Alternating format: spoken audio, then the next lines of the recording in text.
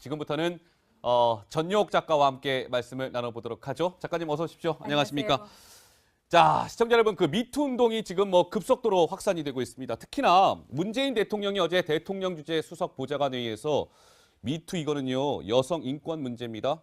성폭력 발본 세건해야 됩니다. 라는 발언이 전해진 이후에 오늘 언론을 통해서 새로운 증언들이 쏟아졌거든요. 오늘 짚어봐야 될 것 같습니다. 먼저 이 미투 운동 관련해서요, 시청자 여러분, 벌써 가해자가 19명이나 되는 모양인데 이 19명에 대해서 경찰이 수사에 착수했습니까? 예, 그렇습니다. 어제 문재인 대통령 설명해 주신 대로 피해자 고소가 없더라도 적극 수사해달라 이렇게 요청한 바가 있잖아요. 예. 이철성 경찰청장이 기자들에게 이제 유명인 19명의 그 미투 가해자가 생겼고 그 정확한 가해 여부를 좀 확인 중이다 이렇게 얘기를 하고 있습니다. 예. 그러면서 조만간 한 건은 구속영장 신청을 검토하고 있고 세 건에 대해서는 이미 정식 수사에 착수를 했다 이렇게 밝혔는데요. 예. 사실 이 성범죄가 직접적인 고소가 없어도 경찰이 어떤 인지를 한다면 알고 있다면 수사에 들어갈 수 있는 그런 중요한 범죄 중에 하나입니다. 예. 그렇기 때문에 이제 경찰의 이런 수사 속도가 좀 더 가열될 것으로 보입니다. 그러겠네요. 이 가해자 19명이 더 늘어날 수도 있겠죠. 근데 이 19명이 그냥 일반인이 아니라 이름 들으면 다 알 법한 유명인들이라는 데 또 문제가 있는 거겠죠. 시청자 여러분, 배우 조민기 씨 다들 아시죠? 이 조민기 씨 관련해서 강제추행 혐의로 경찰에 입건이 됐는데요. 배우 조민기 씨 관련해서 전 작가님 피해자 폭로가 좀 나온 모양인데 저는 사실 그거 보고도 잘 안 믿겨지던데요. 어떻게 보셨습니까? 어떤 폭로가 나온 거예요? 굉장히 구체적이고 그래요? 그다음에 우리로서는 참 상상할 수 없을 정도의 예. 이 보통 사람으로서는 상상할 수 없는데 제가 보기에는 이것은 철저하게 그 연예인이라는 어떤 특권 의식에서 예. 아주 그 찌질한 갑질이다 이렇게 볼 수 있죠. 그리고 지금 보시겠지만 저도 인터넷을 통해서 이 고백을 들으면서 예. 이거는 굉장히 심각한 범죄다. 그런데 네. 그 범죄라는 것이 어떻게 보면은 그 팬덤이라든가 연예계의 어떤 이미지 속에서 더욱더 곪고 또 어떤 점에서는 썩어 들어가지 않았나 예. 이렇게 생각합니다. 조민기 씨는 더구나 이제 이런 상황이 나왔는데 자신이 잘못했다. 네. 내 잘못이다. 나의 잘못이다. 이렇게 얘기했는데 네. 저는 그걸 듣고 이런 생각이 들었어요. 어떤 생각 드셨어요? 그럼 누구 잘못이란 말인가? 그러면 피해자이고 저렇게 오랫동안 고통을 받았던 네. 그 용기를 참아내지 못했던 그 여성들의 잘못이란 말인가? 예. 이번에 이제 미투에서 가해자로 지목된 사람들은 굉장히 우리로서는 예. 더욱더 용서할 수 없는 변명을 하고 있어요. 네. 격려하기 위해서였다. 딸 같아서, 너무 예뻐서, 꽃 같아서. 아이고. 예. 그런 말까지 하죠. 그것도 예. 이윤택 씨부터 고은 씨까지 정말 우리 사회에서 이런 사람들이 지도층 인사였나 하는 생각을 갖게 했죠. 예. 이 조민기 씨 다들 저 배우 다들 아실 겁니다. 근데 전 작가님이 말씀을 잘 해주셨지만 새로운 폭로가 나왔는데 차에서 옷을 벗기려 했다 이런 얘기가 나오는 건데 이 폭로 내용이 어떤 거예요? 노 기자 우선. 네, 사실 조민기 씨 네. 둘러싼 여러 가지 성추행 의혹 같은 것들이 많이 나왔는데 이번에는 좀 구체적인 정황이 공개가 된 건데요. 네. 2007년에서 8년 무렵이었다고 하는데 이 제보를 한 피해자가요. 10년에서 한 11년 전쯤에 본인이 일하던 커피숍 건물에 조민기 씨가 운영을 하는 스튜디오가 있었다고 합니다. 그래서 사진도 찍고 그 이후에 술자리를 가졌는데 집에 데려다 주겠다고 해서 차를 탔는데 그 차 안에서 일단 성폭행을 시도를 하다가 본인이 이제 저항을 해서 도망치는 성폭행 미수 사건이 벌어졌다 이런 얘기를 한 건데요. 실제로 조민기 씨를 둘러싼 여러 가지 증언 중에 정말로 실제 어떤 성폭행 시도가 있었다 이런 증언까지 추가로 나온 거라서 충격을 더해주고 있습니다. 예. 자, 근데 조민기 씨한테 성추행을 당했다는 사람이 1명, 2명 이렇게 늘어나다 보니까 벌써 한 피해자가 한 10여 명 된다면서요? 예, 그렇습니다. 경찰이 출장 조사에서 받은 진술만 한 8명 정도가 되고요. 예. 총 합하면 10명도 넘습니다. 허허. 그런데 경찰은 이거보다 추가 피해자가 더 있을 것으로 좀 보고 수사를 확대하기로 했는데요. 이르면 3월 초에 조민기 씨가 경찰에 소환돼서 조사를 받을 것으로 보입니다. 그런데 이 피해자들의 대부분 신분이 경찰이 확인해 보니까 대부분 졸업생이었다고 합니다. 그래요? 그러니까 당시에 학생의 신분이었고 하기 때문에 교수와 학생의 신분으로 피해를 많이 입었던 것이 아닌가 짐작할 예. 수 있을 것 같습니다.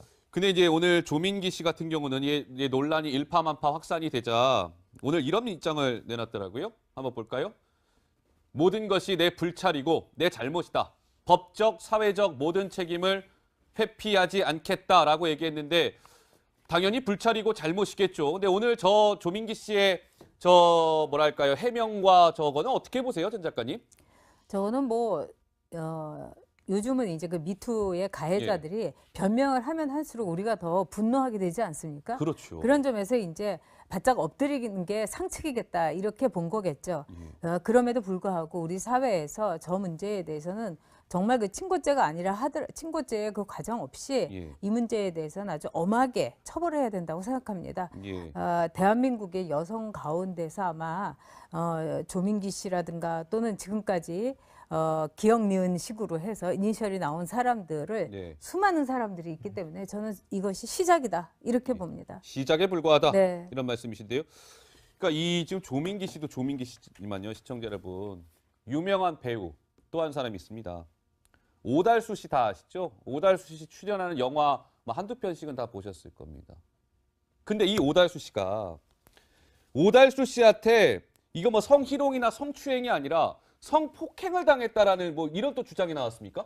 네, 그렇습니다. 사실 처음에 제기된 건 20일쯤에 성추행 의혹이 제기가 됐었어요. 그런데 엿새 동안이나 오달수 씨가 침묵을 하다가 어제 성추행한 적 없다 이렇게 부인을 했습니다. 그랬더니 이제 그 처음에 성추행 의혹을 제기했던 이제 피해자가 성추행에 앞서서 실제로는 성폭행이 있었다. 90년대 초에 오달수 선배가 이제 연희단 거리패에서 함께 일을 했던 전직 단원인데요. 오달수 선배가 이제 여관으로 데려가서 성폭행을 했고 그 이후에도 이제 눈 하나 깜짝을 안 했다. 그 차분한 표정으로 눈 하나 깜짝 안 하더라. 이렇게 추가적으로 이제 폭로를 한 건데요. 그러니까 성추행이라고 폭로를 했다가 아니라고 부인하니까 성추행보다 더한 성폭행까지 있었다. 이렇게 추가 폭로를 한 겁니다. 근데 이제 오달수 씨가 오늘 또 추가로 보도 자료를 냈는데요. 뭐라고요? 자신은 성추행에 이어서 성폭행도 한 적이 없다. 이래서 오달수 씨와 이제 가해자, 피해자 사이에서는 뭔가 진실 공방이 좀 벌어지고 있는 그런 상황입니다. 그러니까 지금 오달수 씨 같은 경우는 시청자 여러분 사실 무근이라는 입장을 분명하게 밝히고 있는데요. 오늘 오달수 씨 쪽에서는 이런 얘기도 했던데요. 명예훼손 등 법적 대응까지도 고려를 하겠다. 굉장히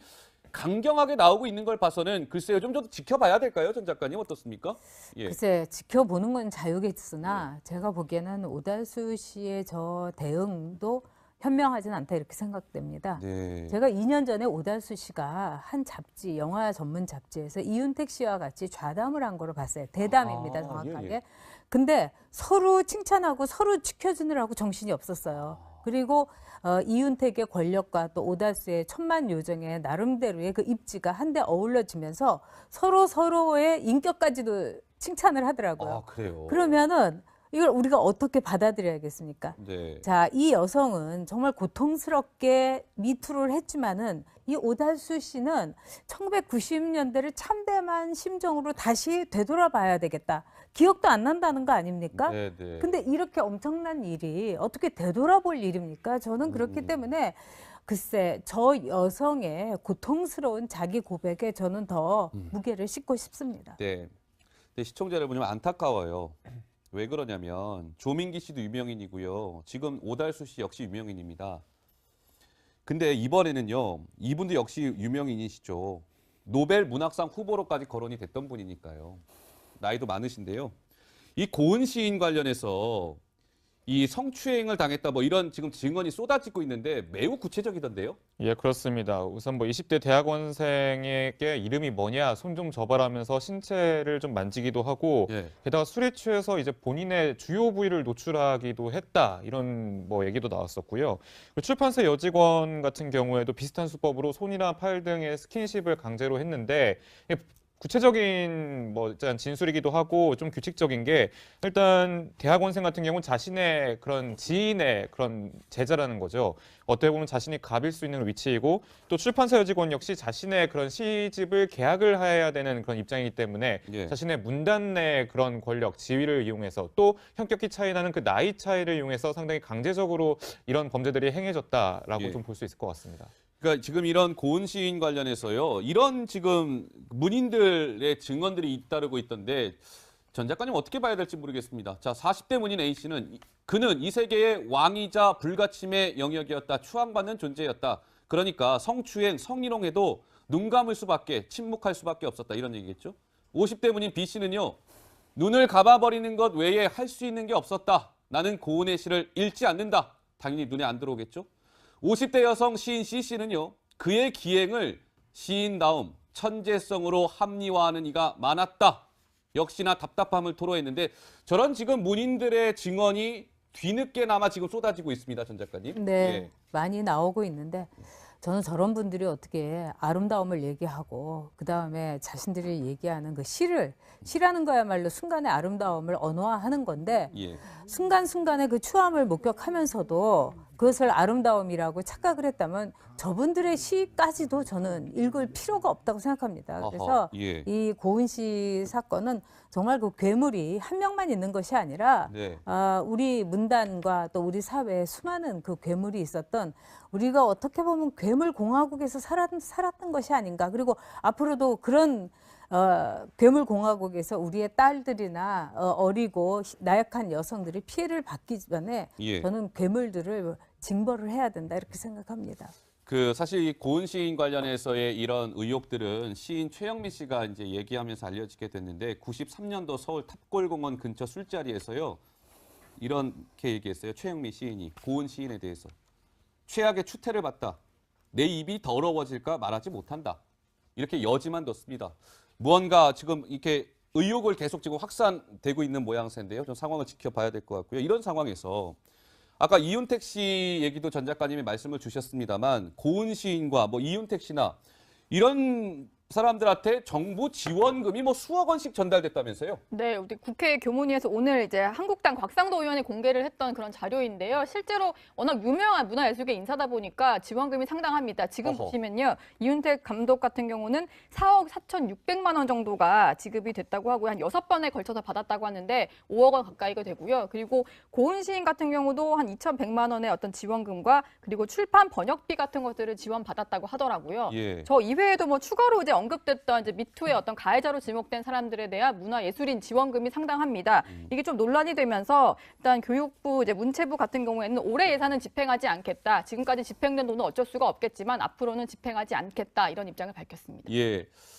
알겠습니다. 지금 뭐 이제 이런 상황에서 이 미투 운동이 계속 확산이 되고 있는데 어제도 잠깐 저희가 이 소식을 전해드렸습니다만 진보 성향의 방송인이죠. 김어준 씨가 이 마치 미투 운동이 문재인 대통령의 지지자들을 뭔가 이렇게 분열시키기 위한 공작이다 뭐 이런 발언을 해서 논란이 되고 있거든요. 먼저 그 발언 내용을 또 간단하게 좀 듣고 말씀을 조금 더 이어가 보도록 하겠습니다.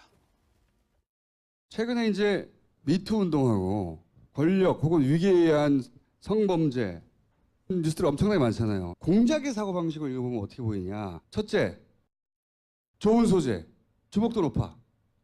둘째, 진보적 가치 있어. 오케이. 그러면 피해자들을 좀 준비시켜서 진보 매체를 통해서 등장시켜야 되겠다.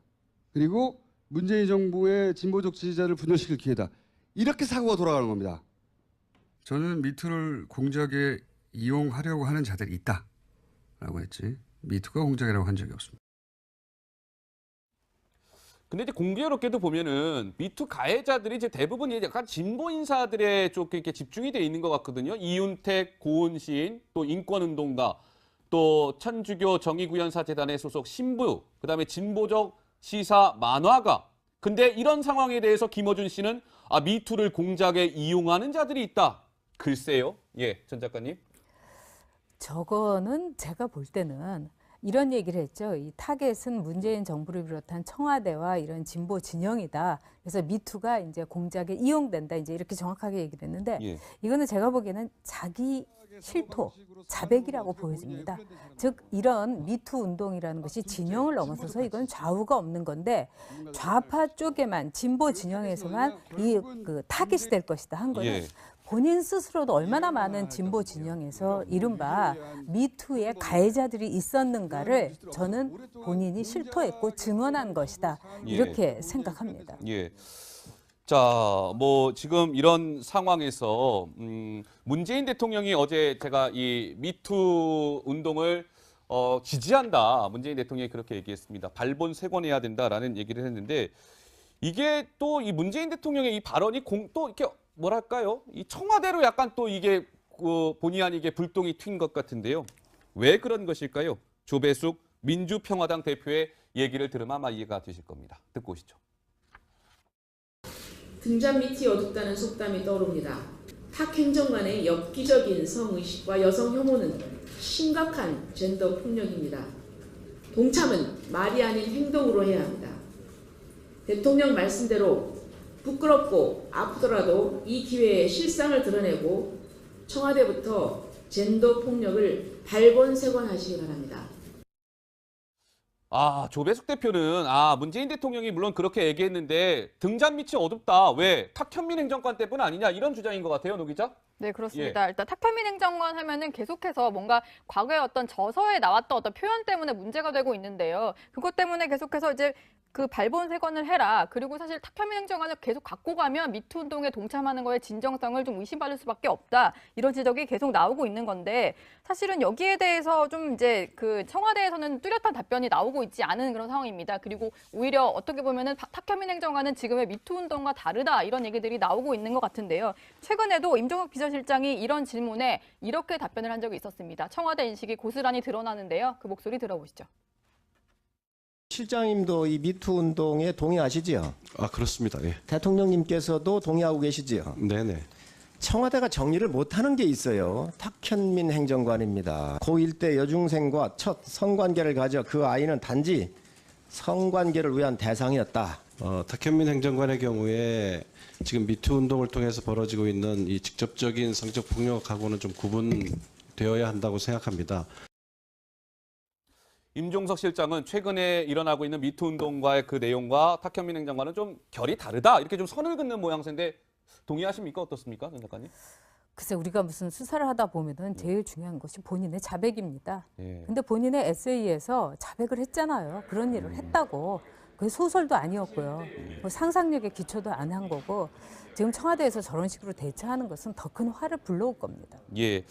알겠습니다. 자, 미투 운동은 이쯤 얘기하고요. 뭐 이 뉴스를 또 안 짚을 수가 없죠. 박근혜 전 대통령에 대한 검찰 구형이 있었습니다. 1심 선고가 아니고요. 시청자 여러분. 그 전에 검찰이 구형을 하잖아요. 징역 몇 년 이렇게 검찰이 구형을 하는데 오늘 그 결과가 나온 겁니다. 결과 어떻게 나왔습니까? 네, 뭐 최순실보다 더 많이 구형을 받았는데 일단 말씀드리면 30년형을 검찰이 구형을 했습니다. 최순실의 어떤 이제 25년 구형했고 실제로 20년이 선고됐는데 좀 차이가 많이 나죠. 그리고 벌금도 1,185억 이렇게 이제 선고를 했고요. 둘의 혐의가 공동 혐의가 13개 정도인데 그 공범인 최순실보다도 박 전 대통령의 혐의가 조금 더 무겁다 이렇게 볼 수 있을 것 같고요. 검찰의 어떤 구형 이유를 좀 설명을 해드리면 이제 서민의 쌈짓돈으로 형성된 국민연금을 이제 삼성 경영권 승계에 동원해서 충격과 이제 공분을 안겼다. 그리고 헌법의 가치를 좀 훼손한 부분 이런 것 때문에 이제 주명 구형이 불가피하다 이런 식으로 설명을 했습니다. 네. 사실 근데 30년형이 많은 건가 좀 그 의아해하실 것 같아서요.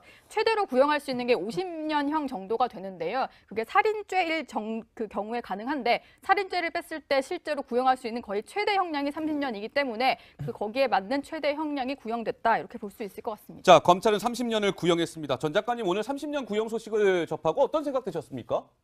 뭐 예상했던 대로죠. 예상 30년 정도로 예상하셨었군요. 그렇죠. 예. 그리고 이제 예. 앞으로 특활비라든가 또 뭐 이런 것까지 하면은 물론 한 그 개인으로 보면은 무지했기 때문에 예. 그리고 무능했기 때문에 저렇게 될 수도 있다 이렇게 동정할 수 있겠습니다만은 한 나라의 대통령이었습니다. 검찰에서도 이번에 선고하면서 그 점을 강조했는데 예. 헌법의 가치를 유린했다는 거 이거는 저는 30년도 부족하다 이런 생각을 합니다. 예. 자, 검찰 30년 구형을 했는데 오늘 물론 이 부분 좀 말씀드려야 되겠군요. 박근혜 전 대통령은요 오늘 법원에 안 나왔습니다. 지금 계속 걸석 재판이 진행 중이었는데 오늘 결심 공판이 있었는데도 박근혜 전 대통령은 모습을 드러내지 않았습니다. 국선 변호인이 이제 대신 변호를 했고요. 자, 오늘 법원 앞이 좀 근데 강병규 기자, 박근혜 전 대통령 지지자들 때문이었을까요? 좀 시끄러웠다면서요? 네, 그렇습니다. 지금 보시는데 지금 아래쪽에 보시면 조원진 대한애국당 대표 포함해서요. 또 나머지 이제 박근혜 전 대통령의 제부죠. 신동욱 씨도 있었고 서석구 변호사도 참여를 했습니다. 이렇게 태극기를 들고 이제 구호를 외치는데 뭐 30년이 말이 되느냐 뭐 이런 반응도 있었고요. 문재인 정부의 정치 보복이다라고 얘기를 했습니다. 이 밖에도 이제 뭐 현장에서 흘러나온 소리가 이제 죽기를 각오해야 된다라는 박근혜 전 대통령 측 지지자들의 그런 얘기가 있었고 더욱 정권 비판을 좀 날서게 좀 하고 있는데 행진이 오후 4시쯤부터 시작이 됐습니다. 그래서 예. 1시간 반 동안 행진을 한 다음에 다시 법원 앞에 와서 저녁 늦게까지 다시 시위를 진행할 계획이라고 합니다. 근데 전 작가님 어떤 저 태극기 집회는 그래도 박근혜 전 대통령을 뭐 서석구 변호사의 저 모습도 보이는데요. 오늘 저 법원 앞의 시위는 좀 어떻게 좀 보십니까? 예. 글쎄 시대와 앞서가지 못하는 또는 시대와 동참하지 못하는 그런 시위라는 것이 바로 저런 모습이다 이런 생각이 듭니다. 개인적으로 제가 아는 분도 계시고 그런데 오히려 더 엄중해야 될 그분들의 평생의 가치로서는 이런 이 법을 어기고 대통령의 선거로서 국민이 준 신성한 권력을 저런 식으로 남용했다는 것에 대해서 더 엄중하게 비판해야 될 분들이 저렇게 감싼다는 게 제가 이해가 되지 않습니다. 예.